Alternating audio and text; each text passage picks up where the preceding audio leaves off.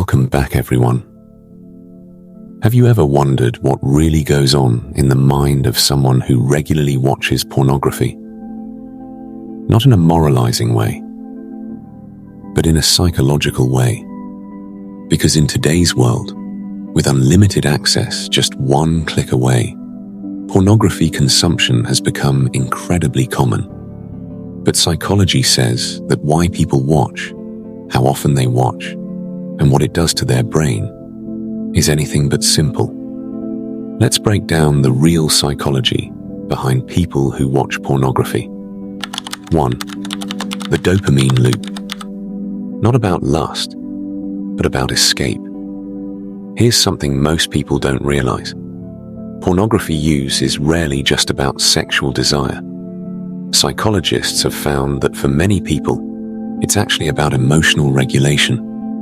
When someone feels stressed, lonely, bored, anxious, or rejected, the brain craves a quick reward. And pornography delivers a powerful surge of dopamine, the same neurotransmitter involved in gambling, social media, scrolling, and even sugar cravings. So the person isn't necessarily obsessed with sex. They may be using porn as a coping mechanism, a way to numb uncomfortable feelings without having to face them directly. And the problem? Over time, the brain builds tolerance. What used to work doesn't work anymore, so they may seek more extreme, novel, or frequent content, not because their values changed, but because their dopamine receptors got desensitized. 2. The shame spiral. A hidden driver most people miss. This is crucial. Many people who watch pornography also feel deep shame about it. But here's the psychological twist. Shame doesn't reduce the behavior. It actually fuels it. Psychologists call this the shame addiction cycle. The person watches, then feels ashamed, then feels worse than before, uses pornography again to escape the shame. Repeat. So the very guilt they feel becomes the engine that keeps them stuck. This is why judgment and moral pressure often backfire. The most psychologically healthy approach isn't more shame. It's understanding the underlying need the behavior is trying to meet. 3. Not all viewers are the same. The casual versus compulsive user. Psychology makes an important distinction here. For many people, watching pornography is occasional and low impact. It doesn't interfere with relationships, work, or self-esteem. These individuals tend to have what researchers call high sexual self-awareness and low compulsivity. But for others, it becomes problematic. The difference isn't frequency alone. It's about control and consequences. When someone tries to stop but can't, when they miss obligations, when real intimacy suffers, or when they feel trapped, that's when it crosses into compulsive behavior. Psychologists compare it to any other behavioral addiction, not because sex is bad, but because the relationship with the behavior becomes dysregulated. 4. What pornography does to the perception of real partners. Here's where psychology gets fascinating and a little uncomfortable. Regular pornography viewers, especially those who start young, can develop what researchers call sexual scripts that are performance-based rather than connection-based. They may unconsciously expect real partners to look, act, and respond like actors on a screen. This isn't intentional. It's a form of classical conditioning. The brain learns to associate arousal with specific visual cues, sounds, and scenarios that are often unrealistic.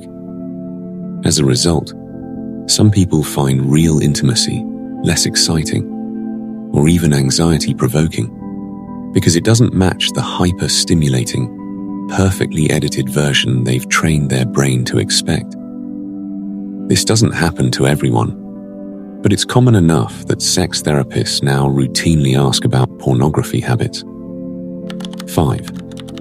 The loneliness paradox. Why some watch instead of connect. This one will surprise you. Many regular pornography users are not sexually overactive in real life. In fact, research suggests a significant number are lonely, socially anxious, or avoidant of real vulnerability. Pornography offers the illusion of intimacy without the risk. No rejection, no awkward conversation, no performance pressure. It's safe, predictable, always available.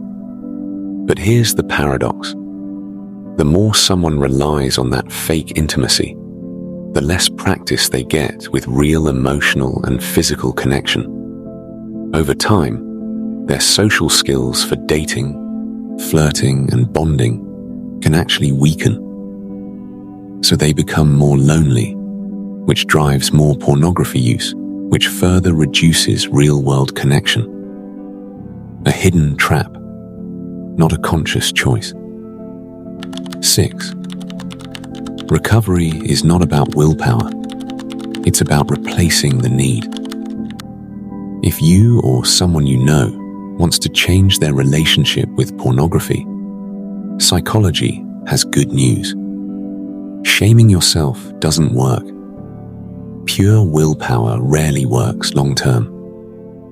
What does work? Understanding the need behind the behavior.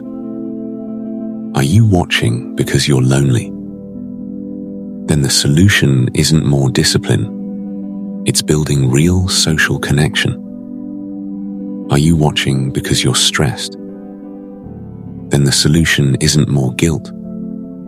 It's healthier stress regulation. Exercise, sleep, therapy, or mindfulness. Are you watching because you're bored?